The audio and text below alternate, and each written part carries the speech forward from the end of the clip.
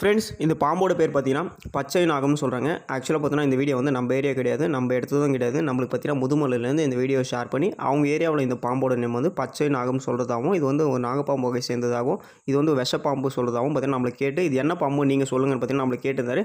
ஆக்சுவலாக பார்த்தீங்கன்னா இதோட இங்கிலீஷ் நேம் என்னன்னா கிரீனி கீல்பேக். தமிழ் பேர் பார்த்தீங்கன்னா உண்மையாக எனக்கு தெரியல. உங்கள் யாருக்காச்சும் இதோட தமிழ் பேர் தெரிஞ்சால் கமெண்ட் பாக்ஸில் கமெண்ட் பண்ணுங்கள். உங்கள் ஏரியாவில் இந்த பாம்பு பார்த்துருக்கீங்கன்னா கமெண்ட் பண்ணுங்கள்.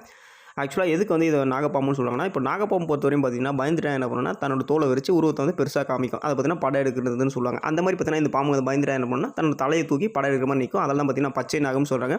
ஆனால் இந்த பாம்புங்களாம் பார்த்தீங்கன்னா ஹியூமனுக்கு எந்த ஒரு பாதிப்பும் இல்லாத பாம்பு. அதாவது பார்த்தீங்கன்னா நான் வெனமஸ் ஸ்னேக்ஸ், விஷம் இல்லாத பாம்பு. இந்த பாம்புங்களால் ஹியூமனுக்கு எந்த ஒரு பாதிப்பும் கிடையாது. இந்த பாம்புல பார்த்தீங்கன்னா அது விஷப்பல்லுன்றதுலாம் வராது. நிறைய பேர் வந்து இதை வந்து பெட் வைப்பர் ஆகும்னு நினச்சிருவாங்க. விஷப்பாம்பு இது வந்து பார்த்தீங்கன்னா ஒரு நான் வெனமஸ் ஸ்னேக்ஸ். ஃப்ரெண்ட்ஸ், பாம்புகளை பற்றி நிறைய விஷயம் தெரிஞ்சுக்கணும்னு நினச்சிங்கன்னா நம்ம பேஜை ஃபாலோ பண்ணி வச்சுக்கோங்க. உங்கள் ஃப்ரெண்ட் ரிலேட்டிவ் எல்லாருக்கும் ஷேர் பண்ணி சப்போர்ட் பண்ணுங்கள்.